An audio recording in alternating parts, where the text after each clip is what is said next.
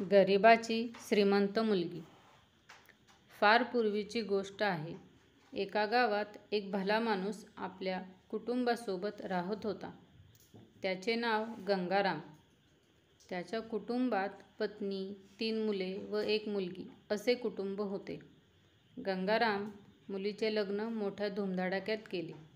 काही दिवसांनी दुसऱ्या गावातील त्यांच्या एका मित्राच्या मुलीचे लग्न होते. तर त्यांना गंगाराम यांनी आपली काही जमीन विकून 5 लाख रुपये बिनव्याजी दिले. एक दिवस गंगाराम यांचा हृदयविकाराने मृत्यू झाला. गंगारामच्या कुटुंबियांनी ही बाब मुलीच्या सासरी तसेच सर्व नातेवाईकांना कळवली व अंतिम यात्रेची तयारी केली. इतक्यात तिथे एक धनवान माणूस आला आणि म्हणाला की मला या गंगारामकडून 5 लाख रुपये घ्यायचे आहेत. त्यांनी मुलीच्या लग्नात माझ्याकडून 5 लाख उसने म्हणून घेतले होते. म्हणून आधी मला माझे पैसे द्या, मगच मी तुम्हाला तुमची अंतिम यात्रा स्मशानभूमीत नेऊन देईल. तिथे आलेले गावातील सर्व लोक व नातेवाईक त्याच्यावर छिथू करून पाहत होते. तेव्हा त्यांची 3 मुले म्हणाली की आम्ही तुमचे ऋणी आहोत, पण बापाचे कर्ज देण्यास आम्ही असमर्थ आहोत. तुमच्याकडून कर्ज घेतलेले आमचे वडील या जगात नाहीत. आता गंगारामच्या 3ही मुलांनी ते कर्ज देण्यापासून मागे हटले.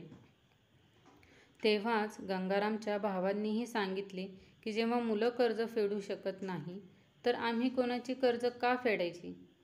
इतक्यात गंगारामची एकुलती 1 मुलगी तिथे पोहोचली.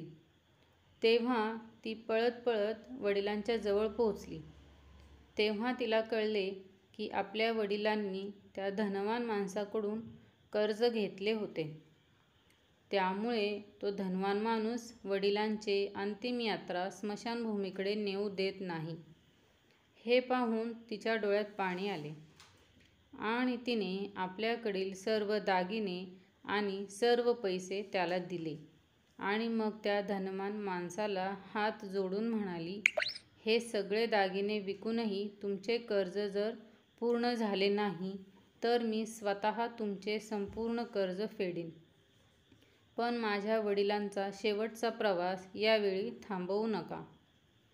मग तो धनवान माणूस त्या मुलीकडे आला आणि म्हणाला, मला माफ कर बाळा.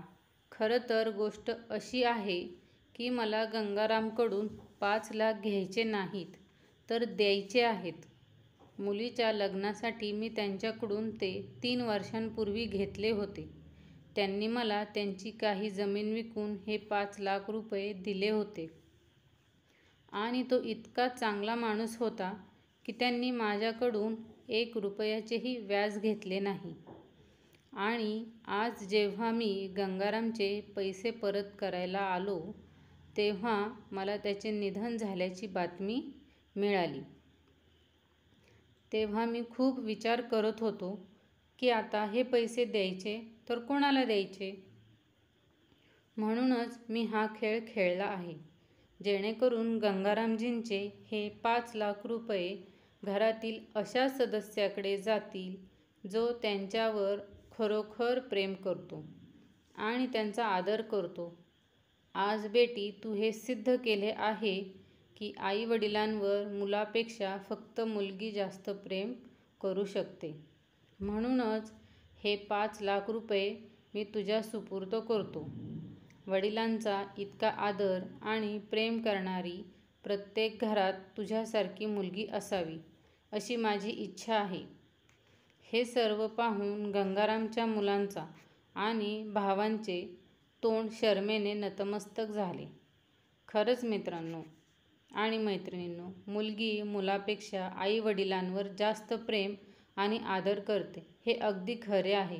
मुलींना शिकवा, मोठे करा, स्वतःच्या पायावर उभे करा. धन्यवाद.